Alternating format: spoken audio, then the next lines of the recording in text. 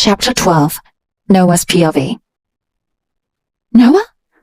Violet called, but I was busy worrying about Veronica. She was shaking badly and looking down, avoiding my gaze.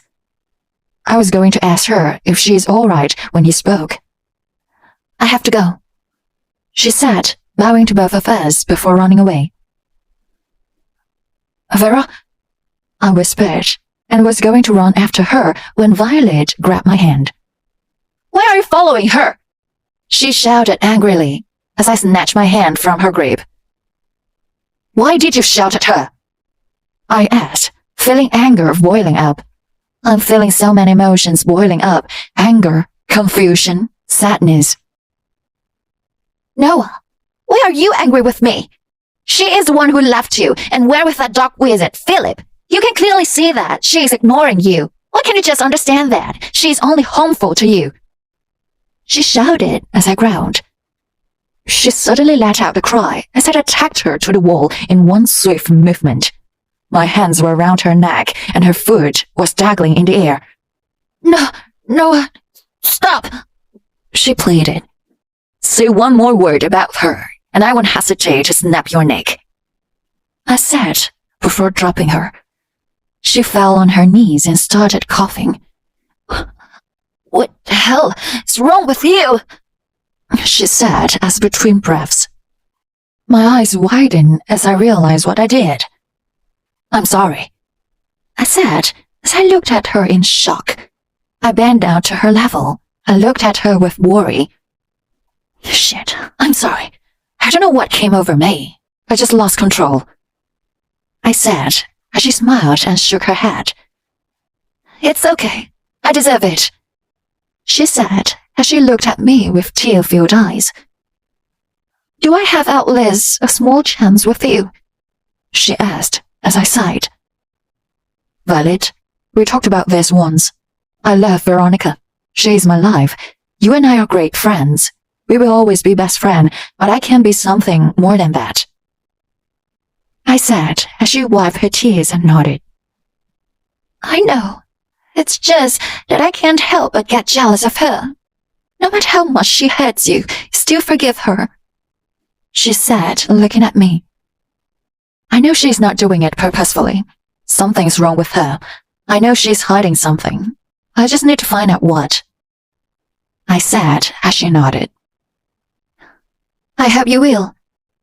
She smiled and stood up with me following her. Let me take you to the hospital, I said as I guiltily looked at the red marks on her neck. It's okay. I can go by myself. You can take rest. Besides, I need some time for myself, she said before walking away. I sighed. As I made it back to my room, I took the couch cushion from the floor as my eyes went to the place where she sat. The images of what happened earlier filled my mind. I groaned into the cushion at images. I can't believe I kissed her. I sat into the cushion before looking at the couch once more. I loved how her pale white skin turned red. I loved how her eyes looked clouded when I approached her, and when she whispered my name. Oh God, I lost all my control. I thought I would die if I don't kiss her lips then and there. Suddenly, the scent of her pushing me filled my mind, making my heart ache. Her eyes held pain and guilt. My heart felt like it shattered when she ran away from me. For a moment, I was blank. I felt like she was running away from me forever. I sighed as I went to my dressing room. I put on my full gear and made my way to the court chamber. Good day, Papa, I said as he smiled and greeted me. The rest of the people bowed their heads and greeted me as well.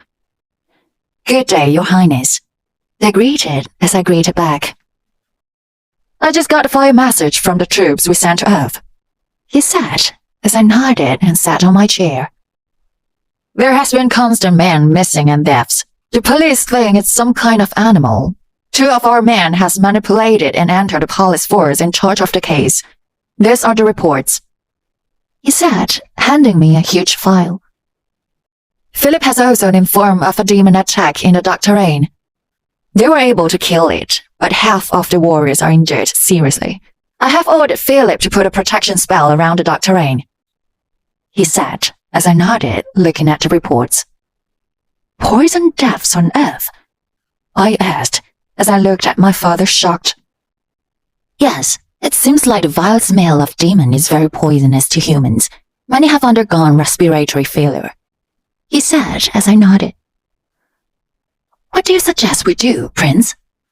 One of the ministers asked. As of now, to prevent more deaths, we can contain the poisonous area. Whichever area has been affected will be put on an isolation spell, so it doesn't spread to more areas, I said as Papa nodded. All right, prepare Noah's plan. After the ceremony, we can have a meeting, he said as the ministers nodded. They bowed at both of us before going away.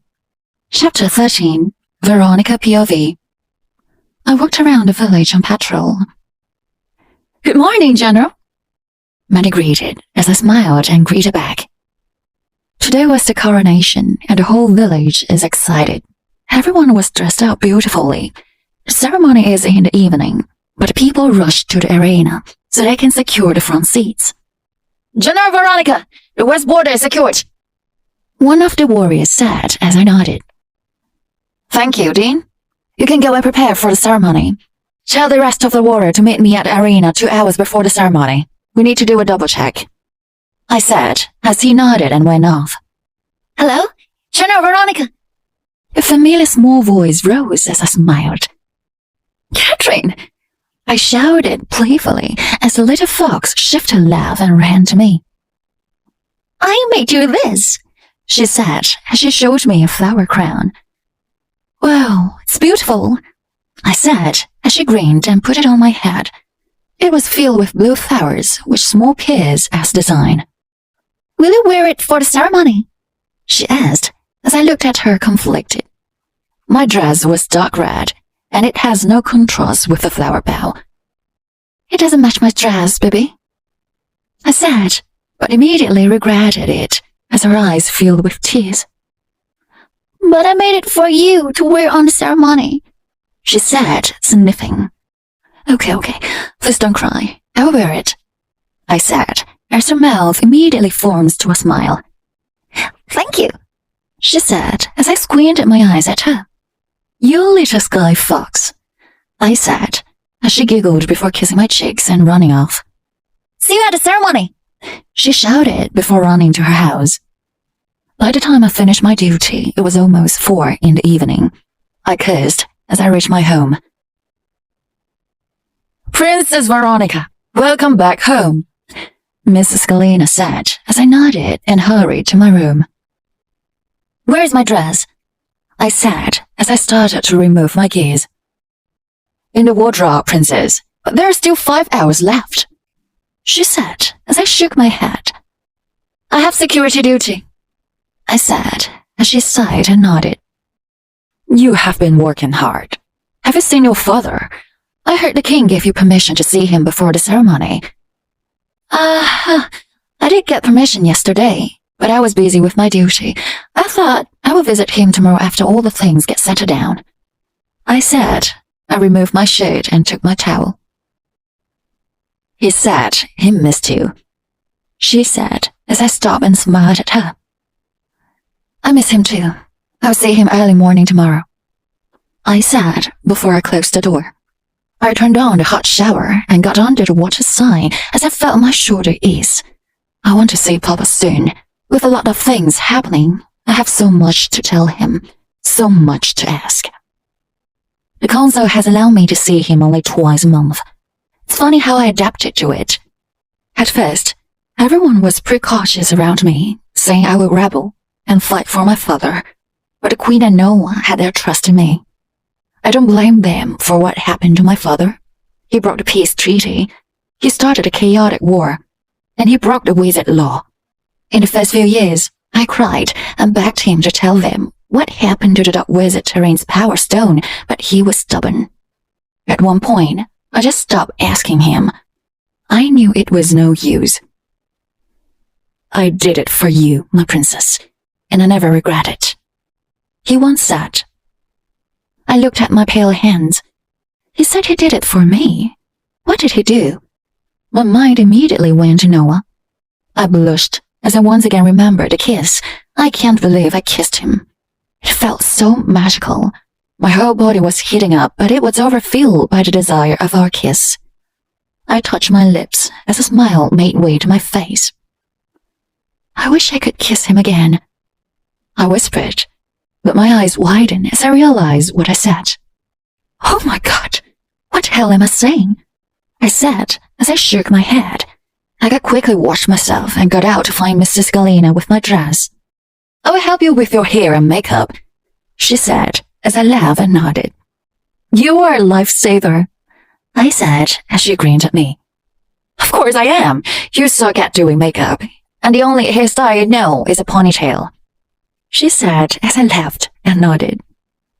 Mrs. Galena did my make and then tied my hair into a beautiful pull-up. Then she helped me get into the beautiful red dress. I looked at the mirror and smiled. Well, I look different. You look beautiful, Princess Veronica, she said as I smiled at her. Couldn't have done it without you, I said as I kissed her cheek. You better go. It's almost time for the meeting. I'll meet you in the arena when the ceremony begins, she said as I nodded. I took my gears and weapon on the back. I can't have them with me as I'm wearing a dress, but I did strap a knife in my tights. I'm off to the arena, I shouted before walking my way to the arena. Good morning, General. The warriors greeted me as I smiled and nodded. Okay, fellas, let's do a quick checkup. Everything should be perfect, I said as they all nodded before dispersing to assigned sections.